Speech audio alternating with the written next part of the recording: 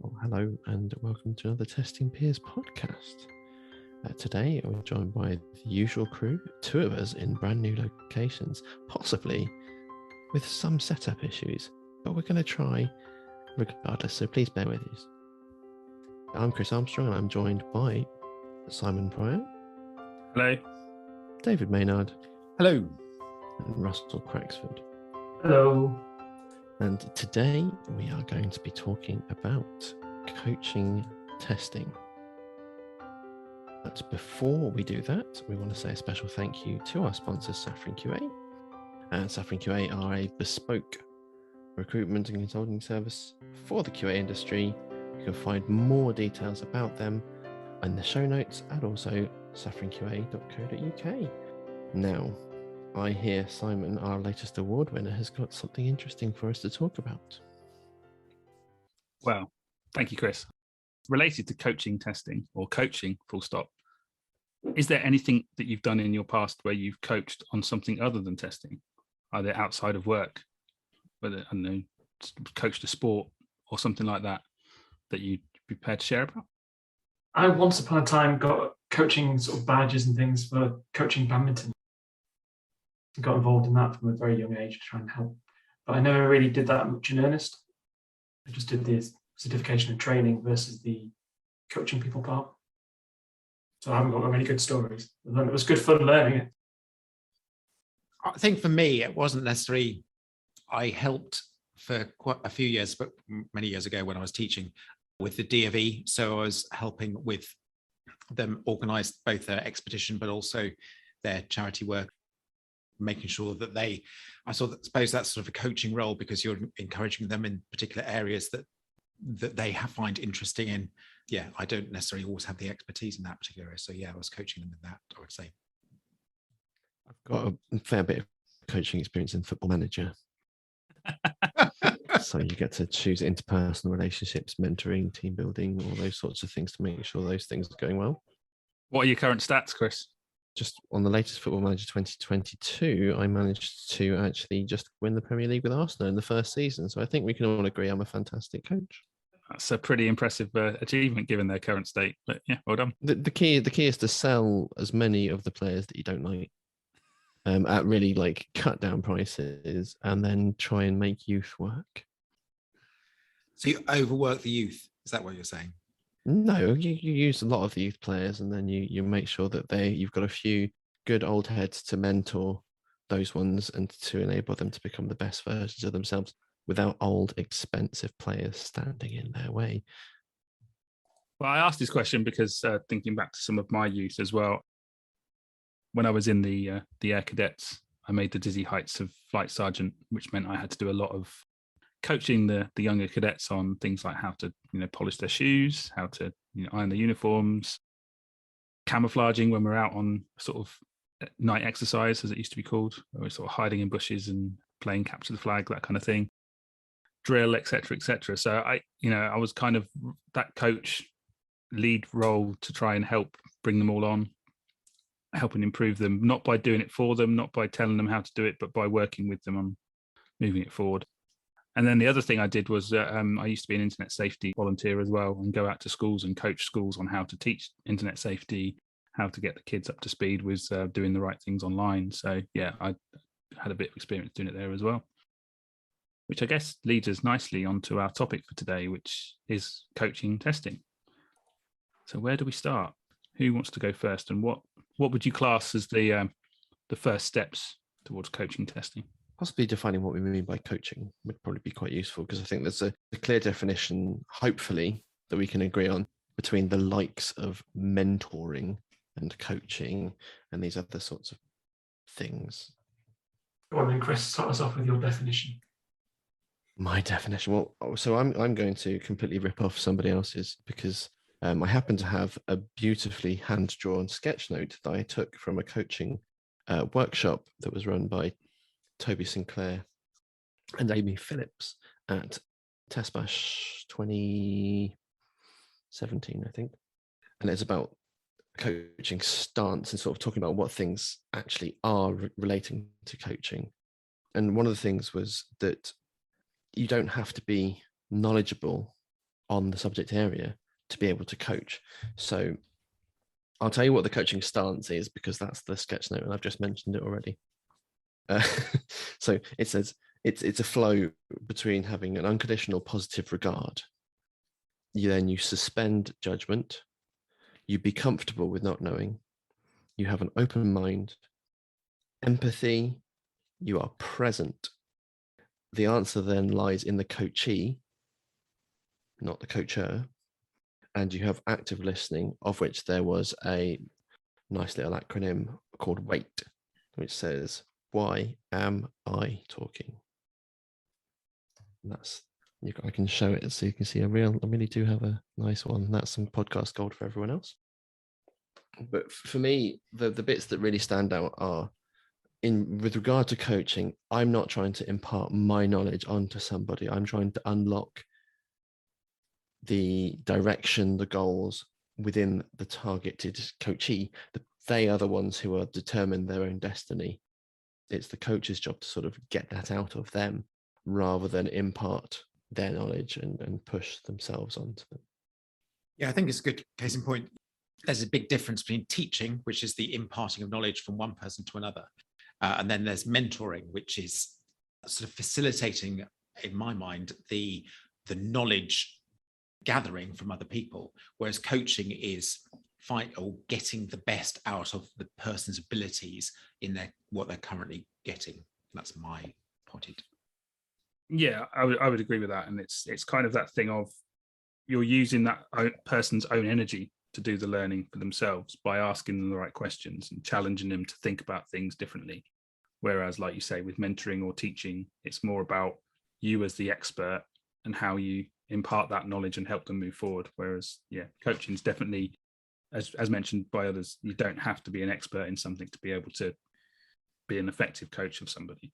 And I think that's that's another big difference, is the fact that the knowledge doesn't have to, you don't have to be an expert in that particular area. You may have had similar experiences, but you don't necessarily need to be the expert. It makes a bit of a difference from coaching in terms of sport, though, doesn't it? Because typically coaching in terms of sport, you are still trying to unlock from people what they can and can't do. But a coach in terms of sport has to have more knowledge and experience within those things than possibly a coach professionally might need to. Do you not think?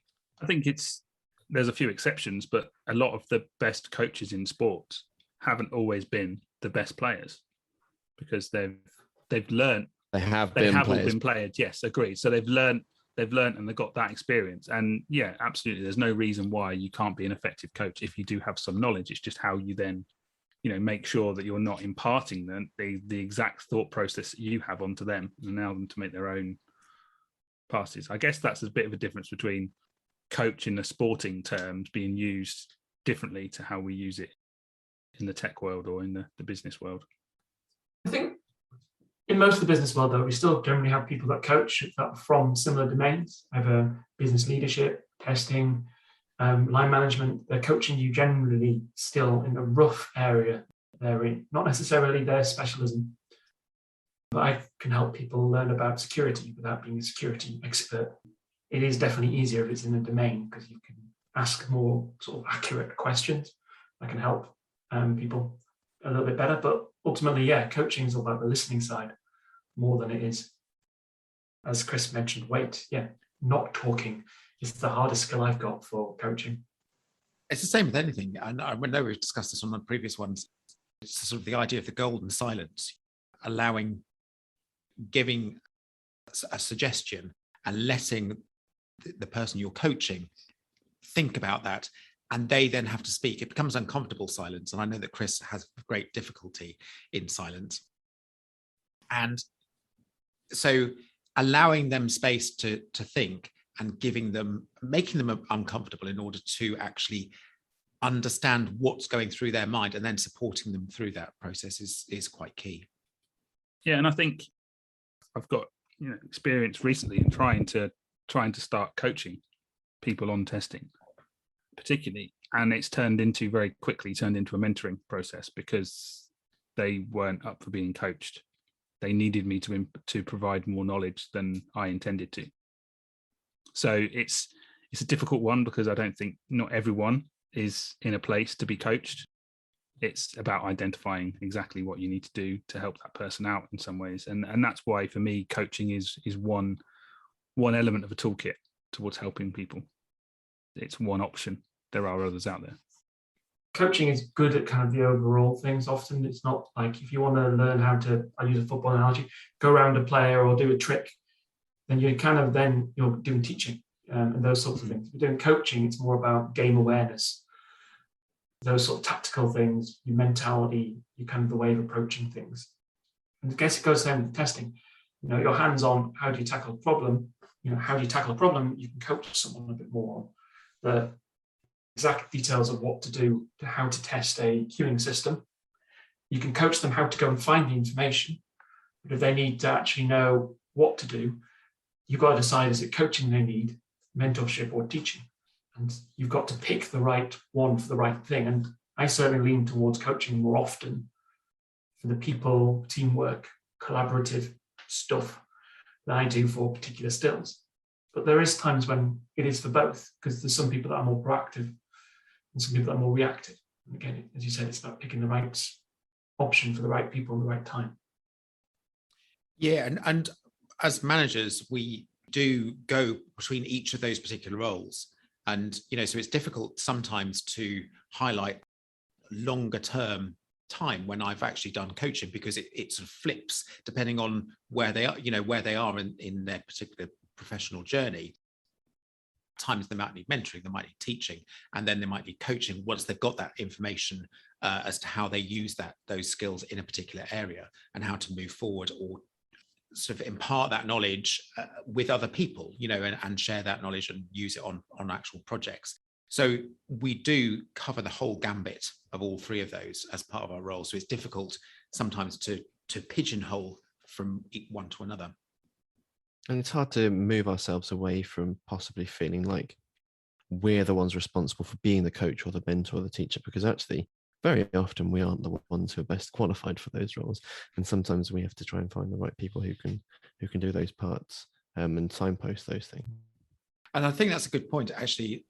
With a good coach is being able to delegate the proper skills or everything else so that the person that is being coached gets the best out of the sessions or the time that they have available in order to do that. And like Chris said, so that the best person can give them or coach them in that particular area, because we're not necessarily, and that's part of the coaching skill again, is recognizing our limitations, our own limitations, and getting the best support that they can do from other people. Yeah, and I think that's a key thing as well, is with knowing your limitations, it's also seeing it as a learning opportunity for yourself to learn with the person you're coaching as well. So trying to encourage them, because it's also something that you can help them with by learning it alongside them, letting them lead the way. You coach them in a way that you're challenging them to find stuff out, to learn the things, and then them helping you by feeding it back to you, and you're all learning together, to enable you to then be able to go on to the next stage of coaching where you're listening to what they've learned and then trying to push them on to the next bit. Do any of us have any examples of where we've actually been able to coach people on testing or that process that we're willing to share? Any success stories? I've got a failure. Go ahead. Why not? So I'd come into a leadership role with some people that were quite settled in their positions but didn't really know how to move on to the next level. And so it was quite easy to sort of just sit back and just sort of, they'd come to me if they had something they wanted to talk about, and it was really nice and easy. I didn't have to do much work, and I thought this management looks quite easy, really. This, I don't know why anyone thinks it's difficult. But then we had a new starter, and I told them that they were really enabled and empowered to do all these things, and they actually very much struggled to come forward when things were difficult. And as a leader, finding myself in a position where one of the people reporting to me didn't feel they could share that they were struggling with things, didn't know what to do, didn't know how to do things, because maybe I told them that, you can do things how you want. We'll be open communication, and you run it how you want to. That was too much for them. And I had misread the situation, because historically all the other people, it was really easy to work with on those parts. And so the challenge for me there was, I had been complacent. I hadn't identified the individual's needs. I had just almost copy and pasted in my brain, this is an approach that works, so obviously it's going to work with everybody. And it was only thanks to somebody outside of our relationship commenting on these things that I really came to know. So I was failing at observing these things as well. And I felt terrible that I hadn't done a good job at just helping these people, even to speak, to have that open relationship, because it's the relationship is very important, whether or not you're the coach or the lead, or their lead, or working directly with them. Because if we can't be honest, we can't achieve a successful coaching relationship. Because if they won't share what they need to do, or what they can or can't do, how can I help you?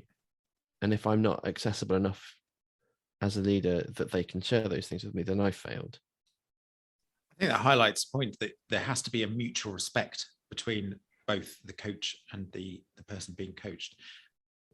And that has to build over time. So if you do have new starters, you can't assume immediately that if they encounter difficulties that they're going to be able to approach you, because it's new for them as well.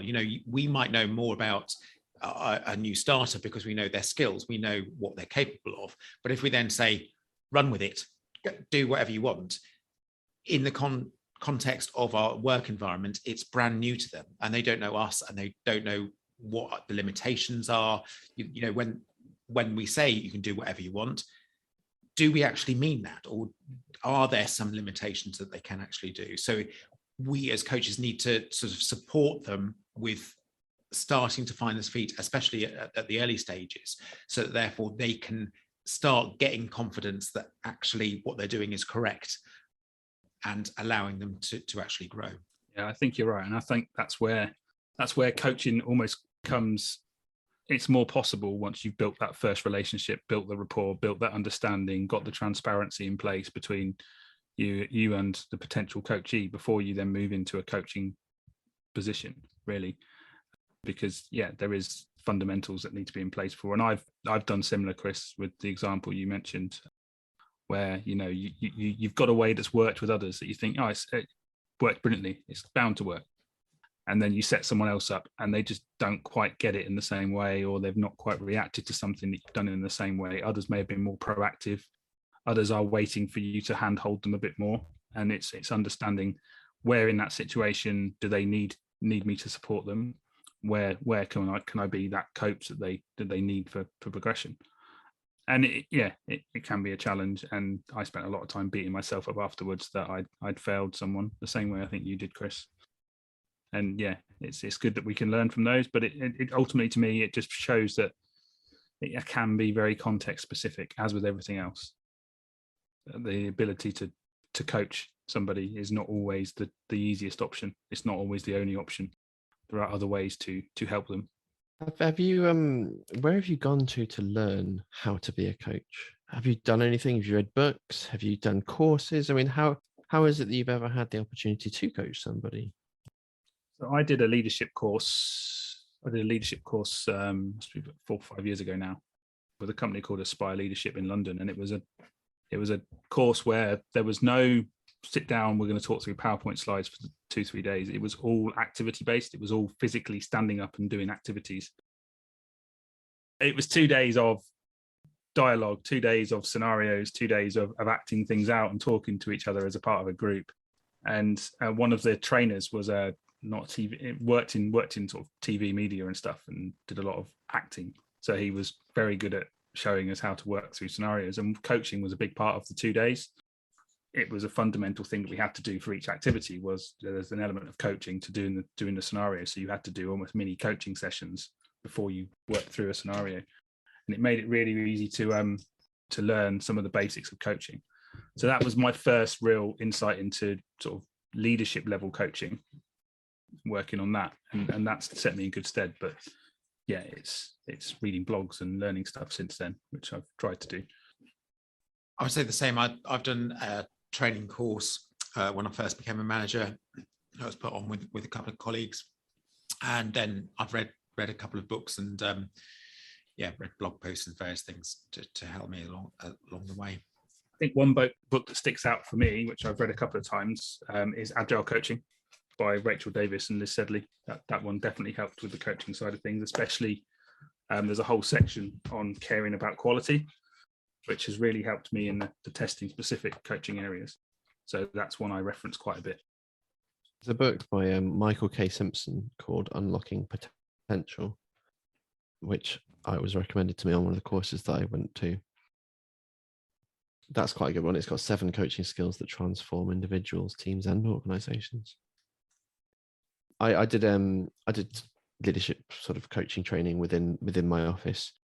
I also did this Ministry of Testing workshop, and I have talked and explored the possibility one day to end up doing one of the barefoot coaching courses.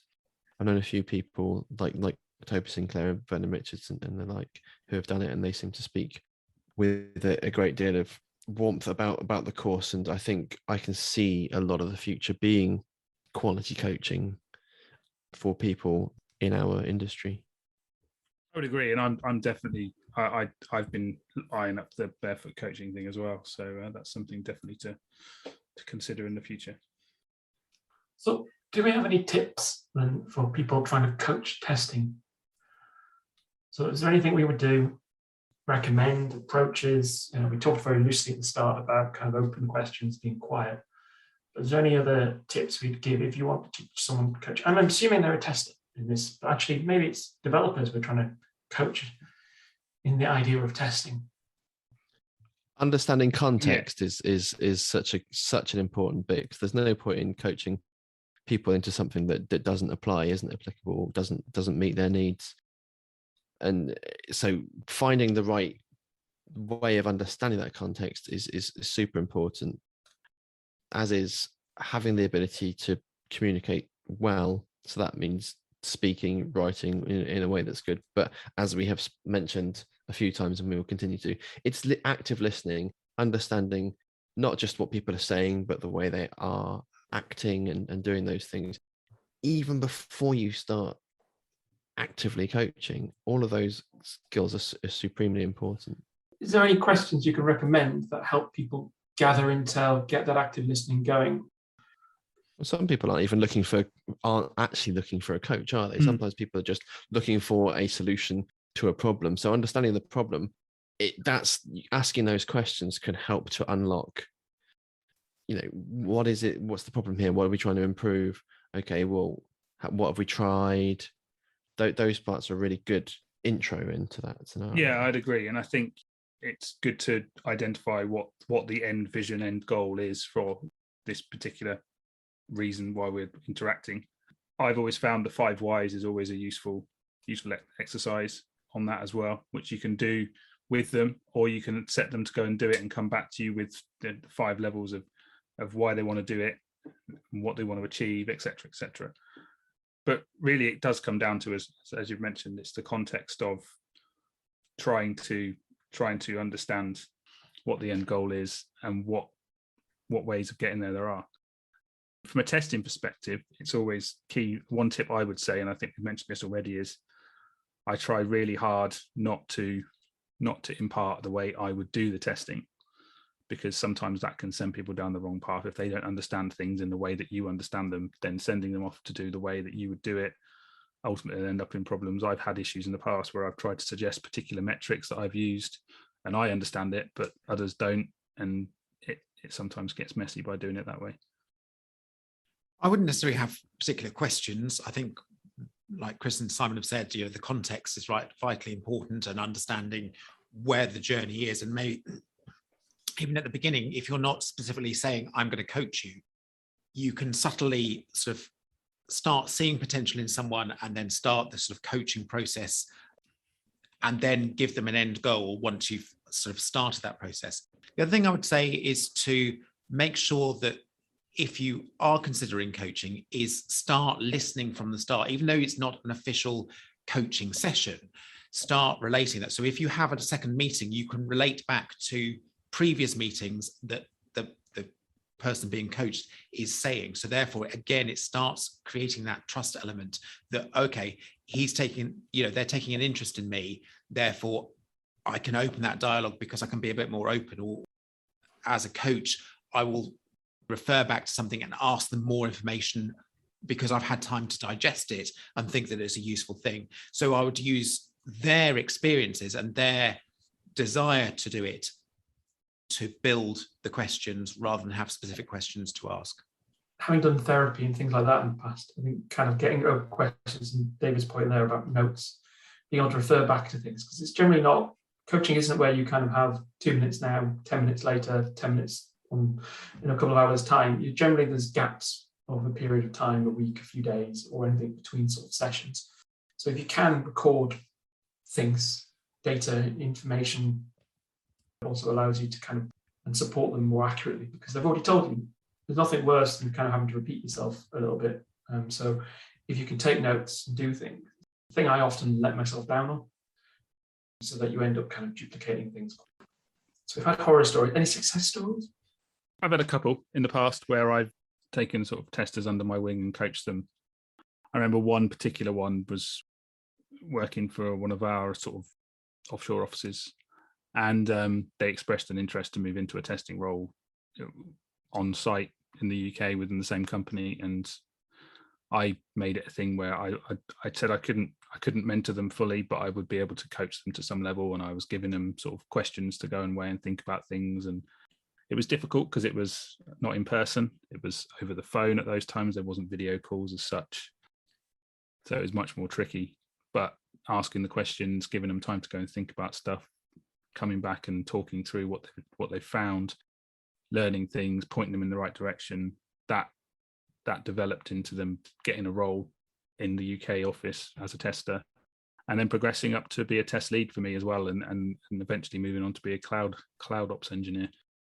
So moving out of testing again, but encouraging them and coaching them on their career up to that point was a very positive experience for both of us. And I've done something similar in recent roles as well, where I've helped people improve their ability to go and learn testing. So one example is exploratory testing in the current role. A couple of people where I'm not by any means an exploratory testing expert. In fact, I've only rarely done it in the past, but I've been able to help people shape the way we do exploratory testing by asking the questions, pointing them in the right direction to go and do learning themselves, allowing them to put stuff together and not tell them to do it a certain way, and then being that person that they can share it with and get a few comments from and support from on how to improve it at that point. So yeah, it's not been singly coaching. It's been a mixture of coaching, mentoring, guiding in whatever ways possible. I would say that one thing that came out from what you just said there is that actually with coaching is that you shouldn't set yourself strict goals as to what you want to achieve.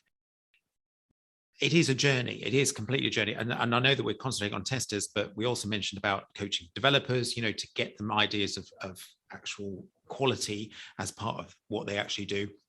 But also, as Simon mentioned, the end of the journey might be out of testing. With their aspirations, they might use testing, but actually that's not a bad thing, because actually they can use the bit like that we were saying about, or I was just saying about the developers of allowing them to appreciate quality. If they go out of testing, hopefully they'll take a little bit of the sort of idea of quality to whatever they're going to. So with coaching, you should never feel that you should be limited by a particular goal. You should always aim for a much longer term solution and see how the journey goes. And with testing, we're also not trying to say that testing only belongs to testers. Of course, we believe in testing and quality belonging to the whole team, which means when we're coaching testing, we may well not be, like we've said, we may not be coaching people who are going to be testers. Maybe the role of tester doesn't exist in the future, but testing and quality activities will. And so the ability to sort of communicate and know where things are and be able to talk more about what what it is and why, and all these things are useful for us to know and to continue to ask ourselves and to continue to talk about and to continue to learn about, because these truths aren't fixed and set in stone. They do change.